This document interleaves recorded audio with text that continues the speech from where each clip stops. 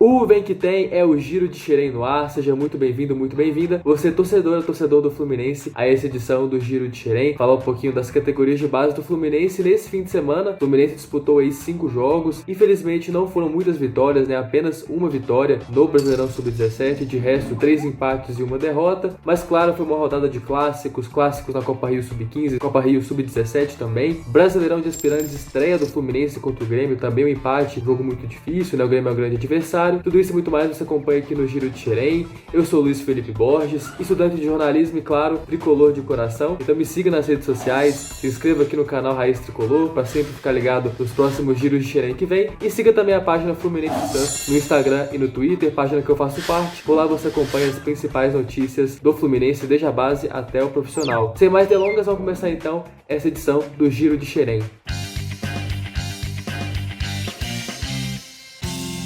Giro de Xerém no ar, e antes da gente começar falando então de todos os resultados do Fluminense aí, começando com o empate no Carioca Sub-20 diante do Vasco, acho que é bacana de destacar um jogador do Sub-20 que tem se destacado muito, talvez seja o grande nome da base do Fluminense nesse início de temporada aí, que é o Gabriel Martins, né? Um jogador que tem feito aí muito sucesso nas redes sociais, é o Karate Kid de Xerém, Gabriel Martins, e que no jogo de hoje, né, contra o Vasco, empate em 0x0, daqui a pouquinho a gente fala como foi o jogo. Gabriel Martins voltou a ser, talvez, o principal nome do Fluminense no jogo, principalmente no segundo tempo, e acho que vale a pena a gente analisar um pouquinho aí e fazer do Gabriel Martins o nosso jogador da semana, vamos dizer assim, um jogador que vai ser destacado aqui no Giro de Xerém. Gabriel Martins, que chegou no Fluminense em 2019, ele veio do Sampaio Corrêa, teve uma lesão seríssima quando ainda estava no Sampaio Corrêa, talvez cogitou aí que não poderia voltar a jogar, mas conseguiu se recuperar e chegou ao Fluminense no final daquele ano, para não sair mais. 2020 subiu para a categoria Sub-20, jogou 22 partidas e marcou 6 gols, e são números impressionantes, até porque ele teve uma experiência muito bacana nesse tempo. Não sei se vocês vão se lembrar, que foi um fim de semana em que ele jogou uma partida, vocês sabem que na base, né, tem essa questão de o mesmo time ter que jogar 2 partidas no mesmo fim de semana, então os jogadores se dividem, tem um time titular e um time reserva, e ele acabou entrando em campo 2 vezes, né, no mesmo fim de semana, num dia pelo Carioca Sub-20 com o time reserva, e no outro no Brasileirão Sub-20 com o time titular. Ele participou dos 2 jogos e marcou 2 gols, né, um em cada partida, no caso os 2 gols das vitórias nesses jogos. Então desde o ano passado o Gabriel Martins já mostrava que seria um jogador muito decisivo, e esse ano continua mostrando isso, é o artilheiro do Fluminense no Carioca Sub-20 e o artilheiro da competição. Ele tem aí 4 gols, e eu queria chamar a atenção do Gabriel Martins porque ele é um jogador diferente assim dos outros atacantes, né? Porque é um jogador que não marca posição no ataque. Ele na base do Fluminense já jogou de centroavante, já jogou de ponta, ele flutua muito, ele jogou de segundo atacante, então assim, é um cara que não marca posição, flutua muito. E nesse jogo contra o Vasco, né, daqui a pouco a gente vai falar um pouco sobre isso ficou bastante nítido, né? As principais chances do Fluminense nessa partida e nessa temporada como um todo quase sempre passam pelos pés do Gabriel Martins. É um jogador de personalidade, é um jogador que a gente conhece aí a marra dele, né, no Fla-Flu que ele decidiu há 2 semanas também pelo Carioca. Ele fez o gol, mostrou a camisa ali pra galera do Flamengo. É um cara que realmente tem uma marra, né? Um jogador de personalidade. Nas redes sociais faz muito sucesso, mas dentro de campo também ele faz valer, sim, essa marra dele, essa imposição. E faz por onde, é um cara realmente que tem brilhado muito nesse começo. Eu chamo a atenção, inclusive, para um lance dele nesse jogo agora contra o Vasco, que é uma outra qualidade que ele tem, que é a velocidade. É um cara realmente que se destaca por isso, pela velocidade e pelo drible.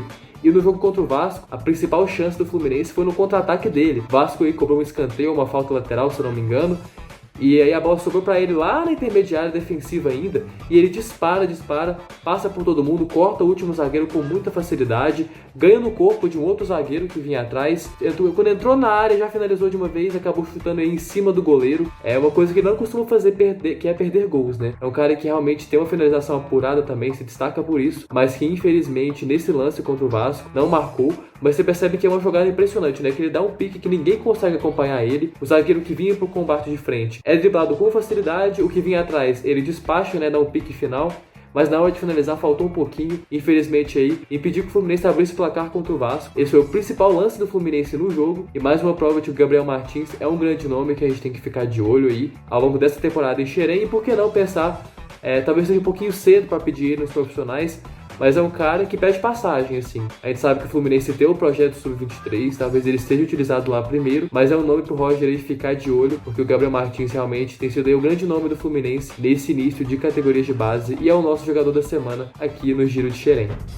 Bom, e falando agora do jogo em si, né, do empate Vasco e Fluminense, o jogo foi disputado no Nivaldo Pereira na manhã de sábado, e o Fluminense, que talvez não tenha sido brilhante na partida, talvez tenha sido aí a pior partida do Fluminense nesse Carioca Sub-20 até agora. O Fluminense vem de 4 vitórias em 4 jogos, lidera a competição, mas nesse jogo contra o Vasco, a equipe da Cruz de Malta realmente se impôs, principalmente no primeiro tempo. O Fluminense passou alguns apuros ali, o Vasco teve a melhor chance do jogo, foi a finalização do Arthur, depois de um belo lançamento ali, ele recebeu pela direita, invadiu a área e parou no Thiago. O Thiago, talvez, além do Gabriel Martins, tenha sido aí o grande nome do Fluminense, fez defesas impressionantes, e essa, nesse lance diante do Arthur, talvez tenha sido a mais bonita e a mais difícil delas, né? Cara a cara com o atacante, o Thiago salvou o Fluminense. O primeiro tempo do Fluminense não foi tão bom, ele não conseguiu trabalhar tanto a bola assim pelo meio, foi um time que ficou um pouco mais atrás buscando os contra-ataques, mas ao mesmo tempo o Vasco também não foi brilhante, não aproveitou as oportunidades que teve, e o 0-0 no primeiro tempo foi justo, assim como no segundo tempo. O Fluminense melhorou no segundo tempo, passou a propor um pouco mais o jogo, teve a oportunidade de marcar, inclusive naquele contra-ataque do Gabriel Martins já no segundo tempo, talvez tenha sido aí o principal lance do Fluminense no jogo, mas mesmo assim nenhuma das duas equipes tiraram o 0 do placar. Empate 0-0 Vasco e Fluminense. Mesmo com o empate, o Fluminense segue líder do Carioca Sub-20, tem aí 13 pontos em 15 jogos, volta a campo no próximo sábado, dia 19, contra o Volta Redonda, no Centro de Treinamento Vale das Laranjeiras. Esse foi então o Sub-20, infelizmente o empate em 0-0, o primeiro jogo que o Fluminense não vence no Carioca Sub-20 em 2021.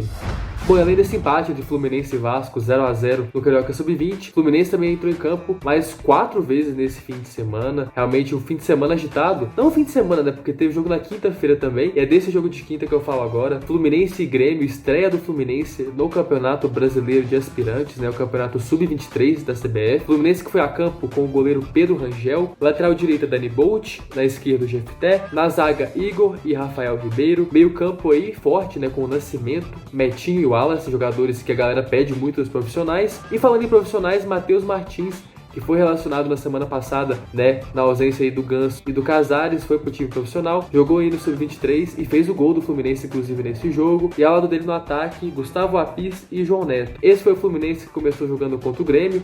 Como eu falei, o Fluminense abriu o placar com o gol do Matheus Martins, mas no finalzinho do jogo aí, quase acabando, o Grêmio arrancou o empate. Resultado um pouco decepcionante, né? Porque é sempre bom começar com vitória, e o Fluminense vinha construindo essa vitória, mas infelizmente sofreu esse gol no final e teve que se contentar aí com o empate em 1-1. Fluminense então estreando com o empate no Brasileirão de Aspirantes, empate em Laranjeiras, e agora na segunda rodada vai até o Rio Grande do Sul enfrentar o Juventude, esse jogo na quinta-feira, dia 19. Voltando um pouco, né, descendo a escadinha aí da base, vamos falar agora do Sub-15. Fluminense disputou nesse sábado a Copa Rio, né, quarta rodada da Copa Rio. Fluminense e Flamengo, tivemos então Fla-Flu em dose dupla, tanto no Sub-15 quanto no Sub-17. No Sub-15, Fluminense veio desfalcado aí de 5 jogadores que estavam na seleção brasileira, né, um período de treinamento na seleção brasileira, e mesmo aí com esse time misto, né, reservas e titulares, o Sub-15 do Fluminense empatou em 1-1 com o Flamengo. O Flamengo saiu na frente e o Fluminense foi buscar o resultado já no segundo tempo com esse gol do Brasília. O Fluminense então empatando em 1-1 com o Flamengo. Fluminense terceiro colocado na Copa Rio Sub-17, 2 vitórias, 1 empate e 1 derrota nesse início de competição. Fluminense que volta a campo no domingo, né, dia 20, para enfrentar o Vasco pela Copa Rio Sub-15, mais um clássico então em sequência para a garotada, para os mais novos, né, para os calouros aí de Xerém.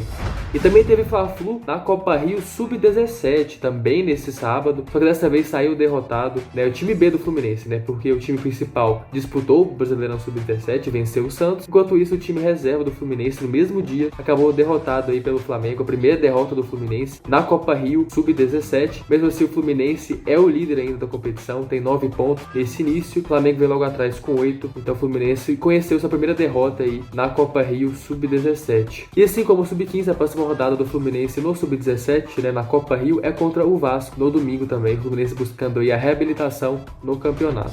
E quem não precisa de reabilitação é o time principal do Sub-17 do Fluminense, né, a equipe titular, que entrou em campo nesse fim de semana e conquistou a única vitória de Xerém nesses últimos dias, vitória por 3-1 sobre o Santos no CT Rei Pelé em Santos. O Fluminense aí saiu vitorioso, chegou à 4ª vitória em 6 jogos. Fluminense que foi melhor a maior parte do tempo. O primeiro tempo do Fluminense em especial foi muito bom, abriu o placar com um golaço do Kennedy, um chute de fora da área, administrou o restante da parcial no segundo tempo, chegou ao segundo gol, uma boa jogada ali do Arthur, o Arthur de volta aí, muito bom ver o Arthur jogando no Sub-17.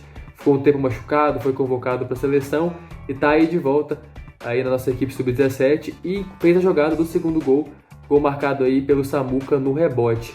Depois o Fluminense deu uma bobeada, o Santos conseguiu um belo contra-ataque, inclusive, e diminuiu o placar, um belo gol do Santos realmente. Mas no finalzinho do jogo o Fluminense aí até tomou uma pressãozinha do Santos, mas com o gol do Arthur de pênalti, liquidou a fatura em 3-1. Como eu disse, quarta vitória em 6 jogos do Fluminense no Brasileirão Sub-17. O time é o vice-líder do grupo B, um pontinho atrás só do Atlético Paranaense. E a próxima rodada do Fluminense é contra o Corinthians, em Laranjeiras, jogo aí no sábado, às 3 horas da tarde. O Fluminense que segue invicto, então, no Brasileirão Sub-17, né, com o time principal e uma boa atuação nessa vitória contra o Santos.